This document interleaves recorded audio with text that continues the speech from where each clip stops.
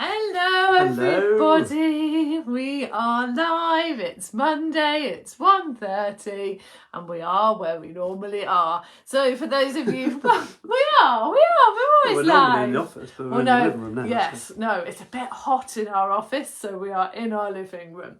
So for those of you who don't know us, I am Jude and this is Chris. Hello. And together we are Ready Steady Websites. So today we have come here to talk to you about titles that we have used that get clicks. And we're also going to talk to you about how you can use what we have found through using our titles in your own business, how you can adapt them, how you can use elements from them to start getting clicks on your emails and your blog posts. Because there's no point creating this content, writing it all, putting all that effort in if no one's actually clicking on it and reading it. And so that's why we were going to go through all of this with you today.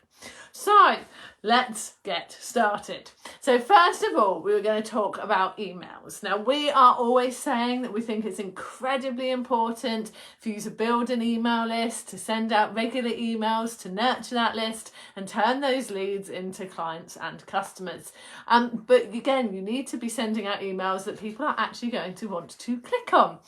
And don't get discouraged if you feel like your emails aren't being read or opened by as many people as you would like, because the average open rate for email marketing type emails in 2022 is 21.5%. So less than a quarter of the people on your list are likely to open those emails. And if you are coming in around that 21.5% or higher, then you are doing really well.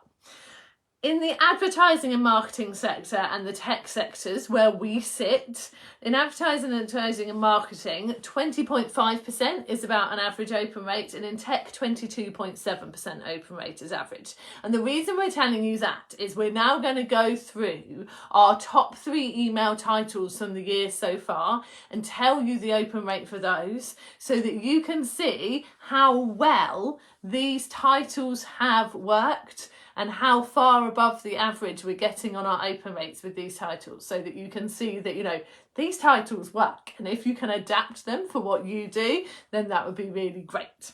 So, Chris. So, emails first. Yes. In third place, with a 38.6% open rate, is website purpose, legal stuff, and a question answered ...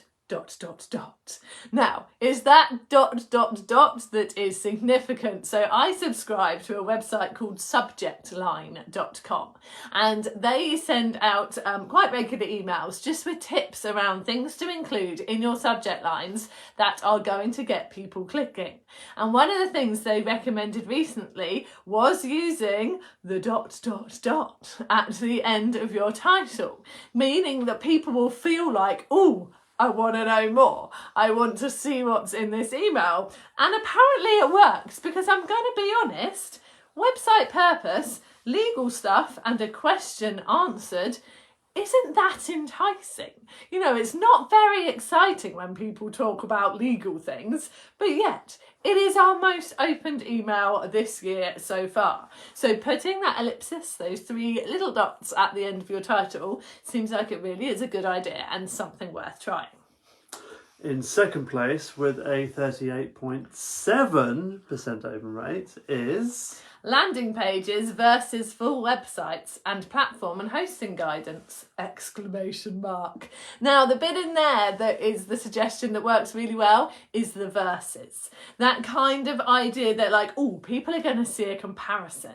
They're going to learn something from this. They're going to see what's better for them to be doing, is a really engaging thing. People want to have a look and they want to know about that. So if you've got something similar in your industry that you can do a versus, perhaps you are a beauty therapist and there are 2 fantastic creams out there on the market that are supposed to do similar things, perhaps do a review of them and do a versus. Perhaps there are 2 different treatments that you do that kind of have a similar outcome, but you know which one is better. So if you can use that versus in your subject line, that will get people interested and wanting to have a look. And in first place, with a 38.9% open rate, is... We would love some support, and we have new content this week. So that one is the fact that we were sort of saying to people we need them as well. We actually were asking people for something. And you know what? People like to feel useful. People like to help you. So if there is something that you want support with, go out there and ask for it. Whether you would love people to be sharing something for you, spreading the word, whether you'd like some feedback, whether you've got a question that you're asking them just directly in the email and you'd love them to reply to the email with it. If you put in your email subject line that you actually want something from them, you want them to get engaged and involved, put it in there, because people do like that. They like to feel useful, they like to feel involved, and so that works really, really well. So there are top 3 email titles, email subjects for the year so far. And here are our top blog titles for the year so far. And we're going to run through these quickly, and then I'll do an overview, a sort of explanation as to why these ones are really good. So in place number 3 is, do I need a full website, or is a landing page okay? Yes, do I need a full website, or is a landing page okay? Chris proving that reading on live on screen. No, that was me reading and then also turned it into a question. I think I put a bit too much acting into it. So do I need a full website, or is a landing page okay? And you've probably worked out that this was the blog post that was in the Versus email subject line that we mentioned a minute ago. And again, it's that idea that people really know what they're going to get from that blog. They really know they're going to get some insight into, what it is they should be doing. And so therefore, that's why they will be clicking on that title.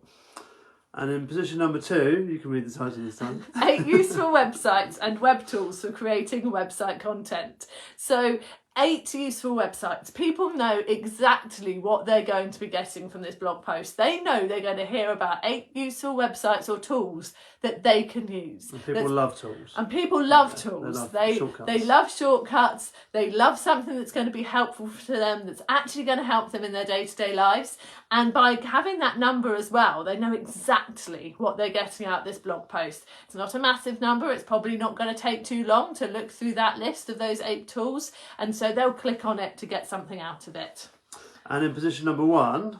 3 ways to create upsells and one-time offers on MemberPress. So again, people who are MemberPress users or who are thinking of creating a membership site and know that they're going to want upsells and one-time offers in their membership are going to go, oh, there's 3 ways of doing that. I'm going to go and have a look. It's really specific for them. Again, it's really useful, and it's really worth them going and reading that blog post. So with a blog post especially, or some kind of article, putting numbers in the title is fantastic, because people just know what they're getting, gives them a rough idea of how long the post probably is. And when it's a smaller number, they know they're going to get a quick win here. It's not going to be a really long post. And so people will have a click and have a look. So if you can use numbers in your titles, that works really, really well. And if not, making it clear what they're going to get using a question that they themselves may be asking. And so therefore they know it's going to be answered in that blog post is really good as well. So hopefully that has given you some ideas and some hints and tips for content that you could be putting on your own site, for ways of structuring titles to get people actually reading it, for content and title ideas for your emails as well, so that you can be getting yourself out there and getting in front of your audience more and helping them get to know you a bit better, so that hopefully those leads do turn into sales. Yes. Yes. I couldn't say anything else, that was it. And like I said, do use subjectline.com. It's a great one for typing in your titles and just seeing what Subjectline thinks of them. They'll tell you how well they think it's going to perform, give you some hints and tips. And like I said, if you subscribe, then you will get other hints and tips into your inbox as well. And if you would like any more content ideas and ideas for email nurturing and that kind of thing, then our book, The Website Handbook, is still out there. It is still available to buy. Chris is grabbing a copy. Here we go. It's going across the screen now. So yeah, the Website Handbook is still out there available to buy. You can go to our website, so it's readysteadywebsites.com/handbook, or you can Google it and it'll pop up in a range of bookshops for you to buy it from. And it is, yeah, a really useful tool for planning your website, tweaking your website to make it better, and thinking about creating ongoing content for your website and your online presence as well.